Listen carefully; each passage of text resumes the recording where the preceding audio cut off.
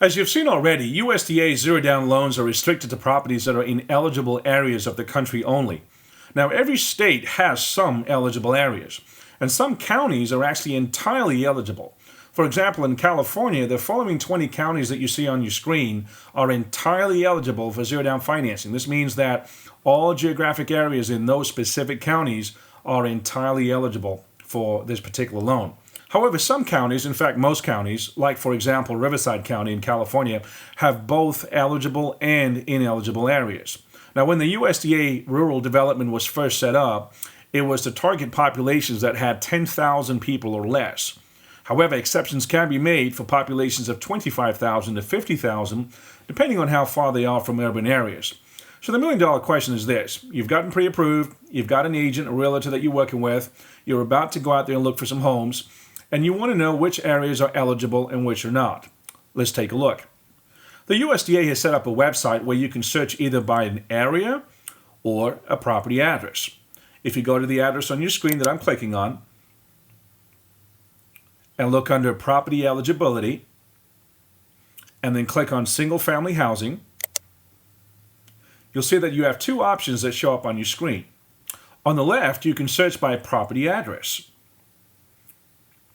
You type in the property address right here and you click on Get Map, and the system will actually look that address up to see if it's eligible. And on the right, if you want to see more of a general area and get a feel for which areas around you are eligible and which are not, you would start right here to the right. Now let's try a property that's smack in the middle of an urban city like Nashville, Tennessee, that's unlikely to be eligible. So let's go take a look at this. 4431 Tyne Boulevard, Nashville, Tennessee, 37215. I'm going to go ahead and input that address into this little box. And as you can see, within a few seconds, the USDA Eligibility Map spits out the eligibility for that property.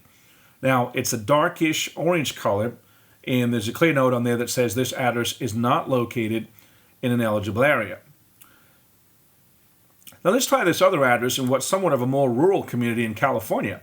4929 Canton Street, Yucca Valley, California 92284. I'm going to go ahead and input that address, click, and we can very quickly see that that particular property does fall in a lighter colored area, which means it's eligible.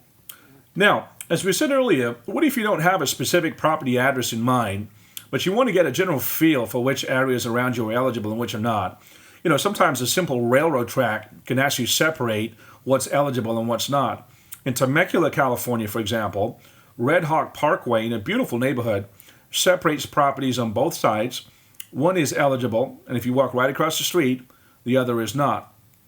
If you take a look at this USDA eligibility map, I'm zooming in here, of that particular vicinity in Temecula, and then if you compare the USDA eligibility map with a Google map of the exact same area, you can see that a particular street separates properties that were built around the same time, look very much the same, and yet one street has eligible properties and the other ineligible.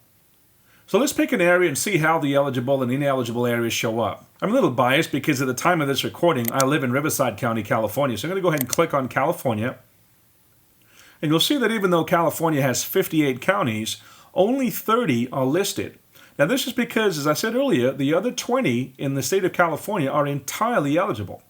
So there's no point doing a search in those areas because if you live in those counties or you're looking for property in those counties, you'll already know that the entire geographic area of that particular county or those counties are eligible.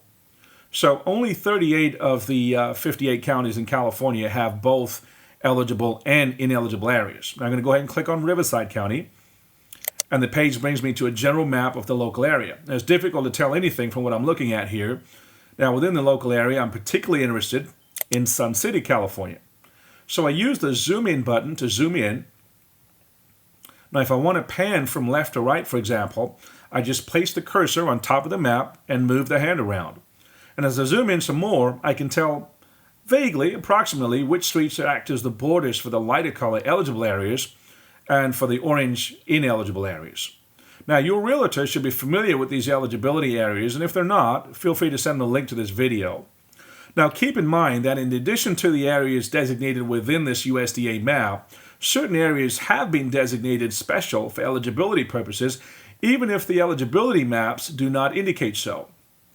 And that's for one reason or the other. Some of the areas that are under that category were previously involved in a disaster. For example, Hurricane Katrina. If you go to that link, the USDA has set up a section where they list the areas, the cities, if you would, that are eligible for USDA zero-down financing, even if the eligibility map doesn't indicate so. For example, the city of Carbondale, city of Freeport, over here in Ohio, village of New Miami, 3 areas in Oklahoma. So you've watched a quick video tutorial here on how to use the eligibility map of the USDA, how to search by your property address, or via more of a general area search to see which areas are eligible and which are not, so that you can then later zoom in on specific properties and specific streets and areas. If you have any questions, feel free to email us or get a hold of us through the contacts page, and thanks again for watching.